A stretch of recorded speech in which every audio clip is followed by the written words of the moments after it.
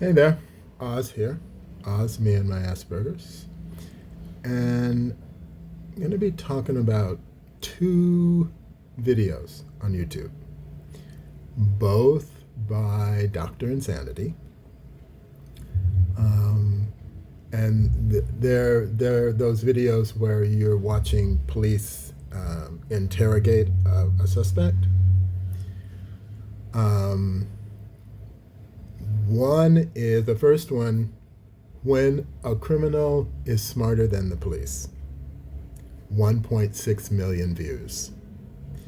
And then the second one is a detective realizes the suspect is dying, with 1 million views. The second one is really the one I want to talk about, but I need to talk about the first one for comparison, for context. So, when a criminal is smarter than the police, and on the picture, when you go into YouTube and you see it, he's put a little caption over the suspect's head about genius. The In the first video, the detectives are people of non-color, and the suspect is a person of color. In the second video, everybody, investigators, interrogators, and the suspect, well, it's just one, the investigator and the suspect, are both people of non-color. And that's the one that kind of brings my point home. But the first one, context, um, saw it a couple of days ago, so real general here. I really, yeah, you need to go watch it. Um, I had been watching some of these videos, these types where they're interrogating, and I just kept seeing the lack of a better word, the sympathy, the compassion, the wonderfulness of the investigators, interrogators with the suspects. There was one I saw where the guy had killed his wife and his two daughters over some other woman. And they were so, I can barely even say that. They were so loving with this guy, trying to get him to confess, brought his dad in. Everybody was like consoling the guy, and murdered 3 people, his wife and two daughters. I was like, if that was a person of a different color, would be going down very differently. But I saw the video about the genius, the criminal smarter than the police, and this guy, he was a rapper. The bling, was staying in a hotel somewhere, and there was an incident that happened. They had video from I guess a camera from the hotel, but you could not really see anything because there were trees between the camera and the people. So you could only see that there were people on the other side of the trees, but you really couldn't see who they were and actually what was going on. So they had arrested the guy. He was staying at the hotel. They had arrested him, brought him in. I believe there was an assault or some kind of altercation is what happened. Now, like I said, I had been watching these before, and I kind of saw how they work. And to me, anybody watching them, can figure out what they need to do or what not to say in order to kind of get around it. But this guy knew what to do or what not to do. And in fact, at one point, the person who made the video, the narrator, kind of said he should have, they kept giving him the opportunity for a lawyer, and the guy, the voiceover, kind of said, he really should have taken them up on this at this time. But the suspect, nope, didn't ask for a lawyer. He's going to do it. And he does it. They release him. There's this thing where apparently the police only have so much, and the whole point of that process is to get you to talk to them so they can put that against what they know, the little they know, to kind of catch you, get you. But this suspect was not buying that. He was not. They kept trying to get him to go places. He said, at first, he wasn't even talking. They would ask him his name. He just sat there. He would, and they're kind of then he started talking. But he was talking about what he wanted to talk about, not what they were trying to get him to do. And the whole thing was that they were trying to mark him as the person who had, I think, assaulted someone. And he was saying, nope, wasn't me, did not do it.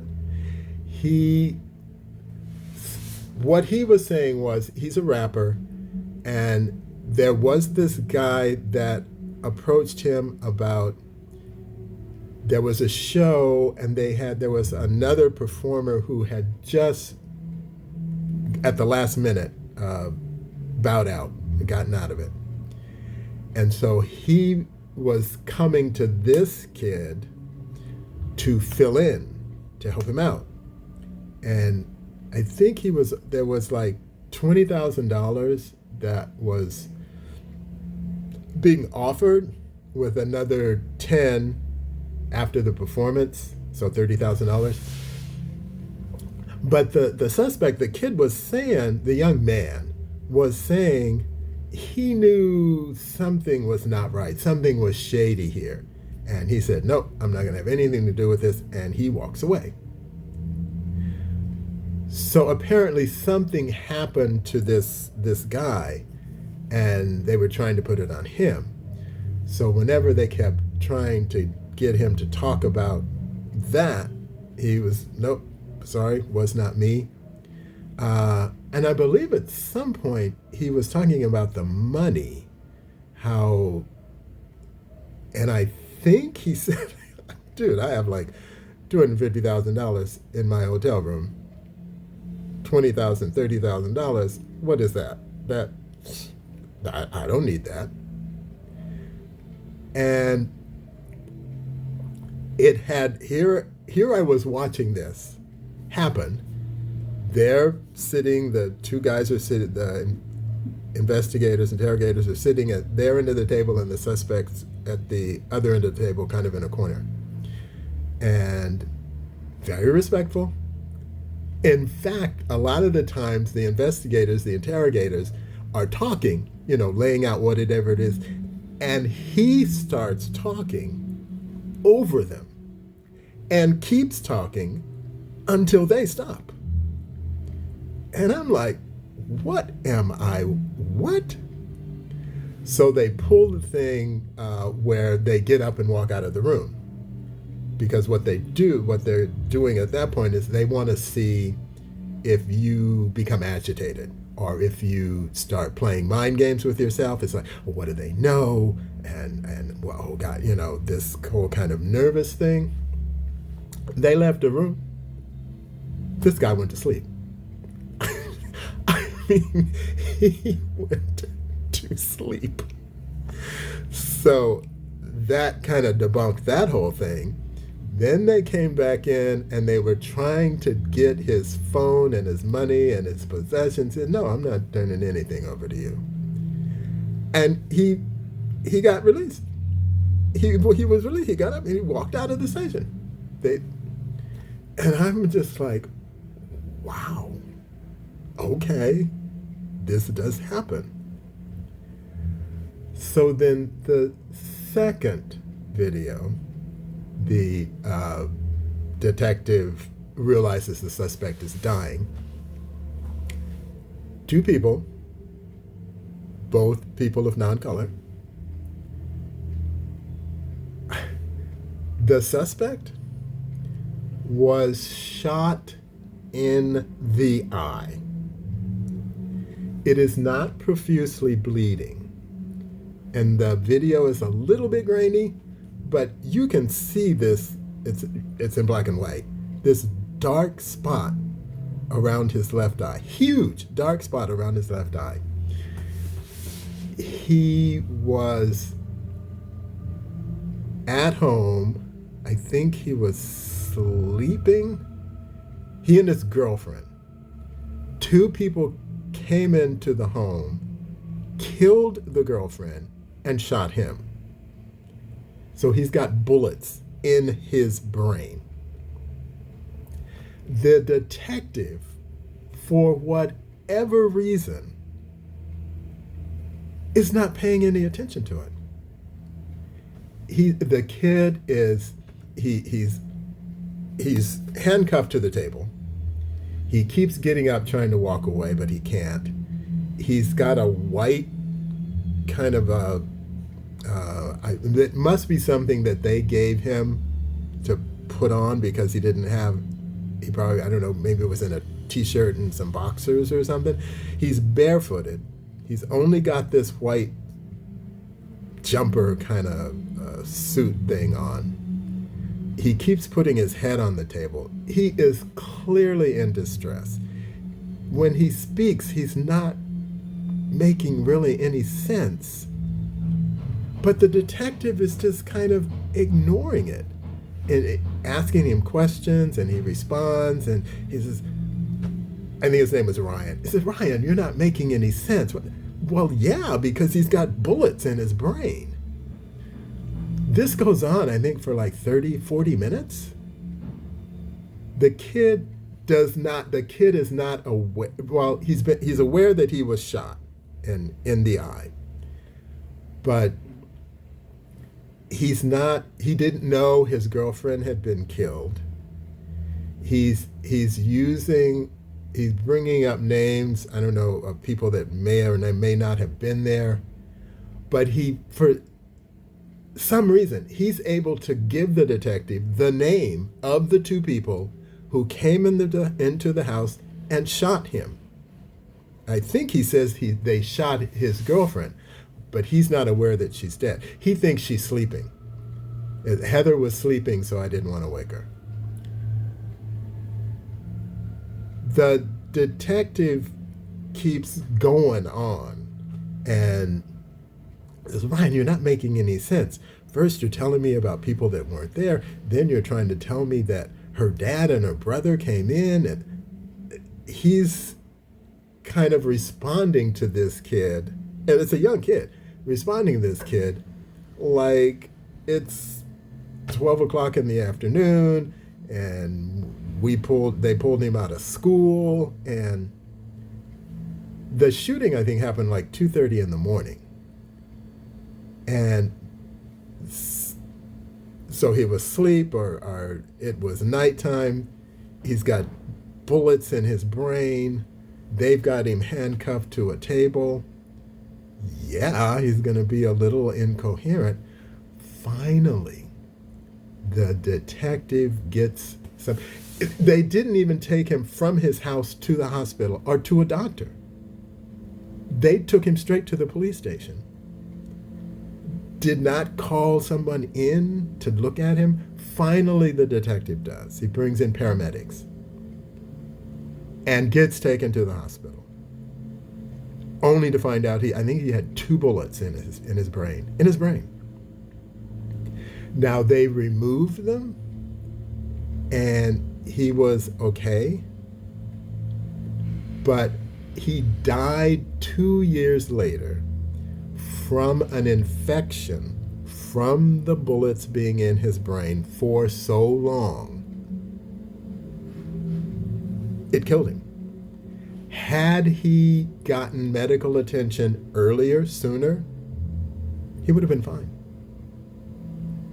So basically, the officer interrogating him killed him because he wasn't paying attention to what was in front of him. So I'm bringing this up. When I said the second one is the most important one, this is the one I want to talk about, because had that been a suspect of color and the police officer is a person of non-color, there would have been immediate racism. That's racism. Yet here it was unfolding in an absolutely horrible way. And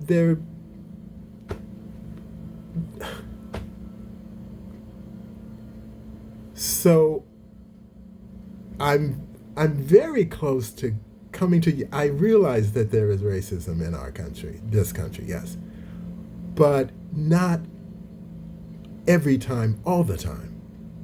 And sometimes it's just stupid people. And how on earth this detective could go for so long. It may have been longer than I said, 30, 40 minutes. It may have been closer to an hour. I think it was like 50 minutes, almost an hour, before he got attention. How the detective could go for so long, I mean, to me, my mind, that detective should have been brought up on murder charges because of his inability, his lack of awareness to see what was right in front of him. He's looking at the kid. He's talking to the kid. He even said to the kid, Ryan, if you had been shot in the eye, we wouldn't be here talking. You'd be dead.